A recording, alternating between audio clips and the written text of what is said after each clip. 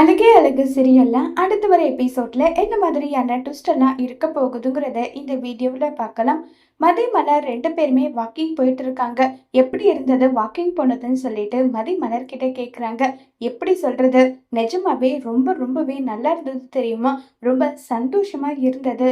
அப்படி நினைக்கும் போது எனக்கு அப்படி இருக்குன்னு சொல்லிட்டு மலர் ரொம்ப எக்ஸைட்டா இருக்காங்க. ரேவதி வருவான் நான் நினைச்சு கூட பார்க்கல. நிஜமாவே ரேவதி வந்தது எனக்கு ரொம்பவே சந்தோஷமா இருந்ததுன்னு எல்லாம் சொல்லி பேசிக்கிட்டு இருக்காங்க. என்னாச்சு, நல்லா தானே இருந்தீங்க, திடீர்னு என்னாச்சுன்னு சொல்லிட்டு மலர கேட்டதோ, வீட்டுக்கு வந்துட்டோமே அத்தை ஆரம்பிப்பாங்க. 1000 கொஸ்டின் கேட்பாங்க. 5-6 பதில் சொல்லணும். என்ன பண்றது, அதை பத்தி தான் யோசிச்சுட்டு இருக்கேன்னு சொல்லிட்டு இருக்காங்க. உடனே மதி மலர் கிட்ட, இங்க பாருங்க, அவங்க கேள்வி கேட்டாங்கன்னா நீங்க ஏன் ரேட் பண்றீங்க, அதுக்கு ஏதாவது ஒரு பதிலடி நீங்க கொடுத்தா திரும்ப அந்த கேள்வி அவங்க கேட்க மாட்டாங்க. அதை விட்டுட்டு நீங்க ஐயோ அத்தை மாமா இனி அப்படி செய்ய மாட்டேன், இனி அதை பண்ண மாட்டேன்னு சொன்னா கண்டிப்பா அதை தான் அவங்க செய்வாங்கன்னு சொல்றாங்க.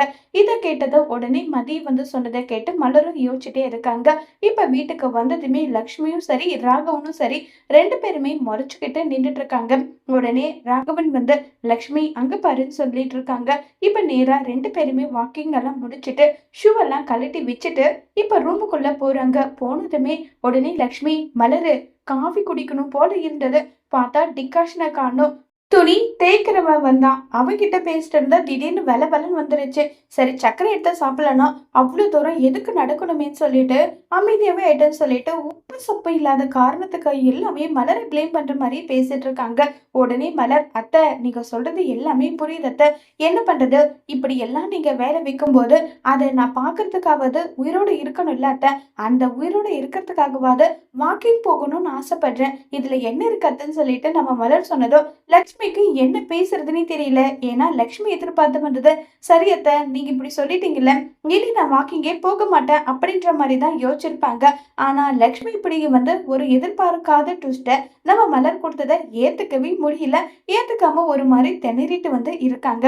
இப்ப அடுத்ததா நம்ம மதி போயிட்டு மலர் கிட்ட, நிஜமாவே இப்படி ஒரு ட்விஸ்ட் நீங்க பண்ணுவீங்க நான் எதிர்பார்க்கவே இல்லை, இனி நீங்க இதே மாதிரிதான் பேசணும்னு நல்லா சொல்றாங்க.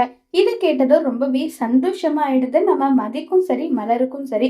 அடுத்ததான் மதி மலர் ரெண்டு பேருமே டீ குடிக்கலான்னு சொல்லிட்டு உட்கார்ந்துட்டு இருக்காங்க. ஒரு காலேஜ்ல புதுசா ஆளு சேர்க்கிறாங்களாம், அதுக்கு அப்ளை பண்ணலாம் சொல்லிட்டு இருந்தேன்னு சொல்லி பேசிக்கிட்டு இருக்காங்க.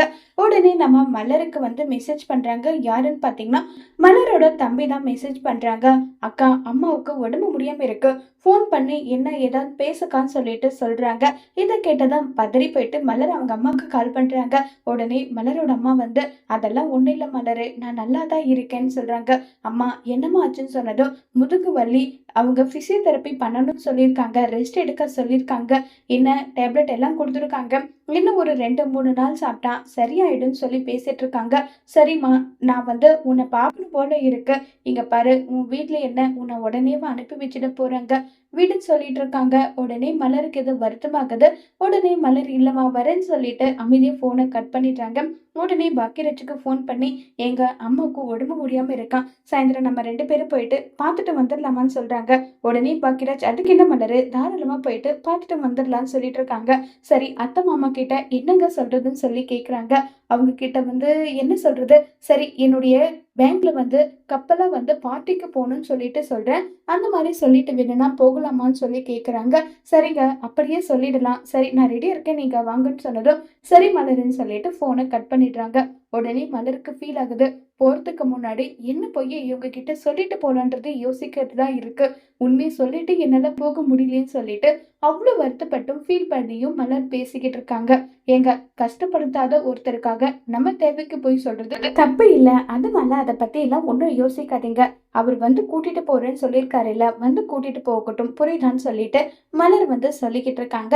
அடுத்ததா சுரேஷோட ட்ராக்கை காட்டுறாங்க. சுரேஷ் நகை காணாம போன விஷயத்த பத்தி பேசிக்கிட்டு இருக்காங்க. கம்ப்ளைண்ட் கொடுக்க ஆக்ஷன் எடுக்காம இருக்கீங்களே நல்லா சொல்லி பேசிட்டு இருக்காங்க.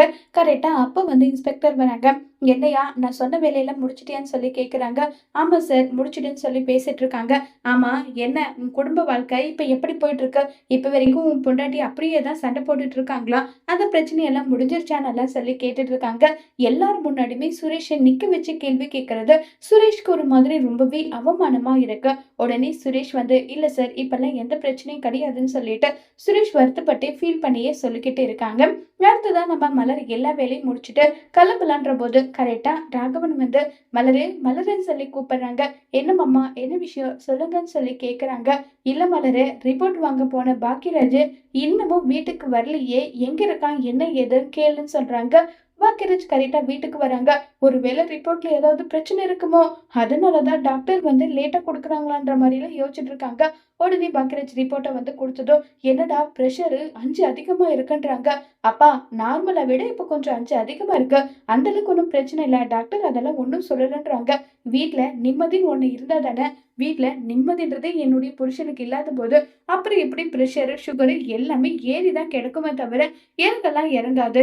இங்க பாருடா, எனக்கு பயமா இருக்கு, 5 அதிகமா இருக்குன்னா அப்ப உடனே டாக்டரை மீட் பண்ணி ஆகணும், டாக்டர் கிட்ட இப்பவே போய் ஆகணும்னு சொல்லிட்டு அனுப்புற பண்ணிக்கிட்டு இருக்காங்க. அப்பா இல்லப்பா, பயப்படுற அளவுக்கெல்லாம் ஒண்ணு இல்ல, நான் டாக்டர் கிட்ட பேசிட்டேன். ஏடா சுரேஷ், ஏன் இப்ப என் கூட வரமாட்டியா? இல்லப்பா, கொஞ்சம் முக்கியமான வேலை இருக்கு. ஏண்டா, உன் அப்பனுக்கு என்ன ஆகுமோ ஏதாகுமோ நான் பயந்துட்டு இருக்கேன். என்ன விட அப்படி என்னடா முக்கியமான வேலை சொல்லுடான்னு சொல்லிட்டு கேக்குறாங்க. இல்லப்பா, ஆபீஸ்ல ஒரு பார்ட்டி, அதனால நானும் மலரும் போகலான்னு இருக்கணுதோ.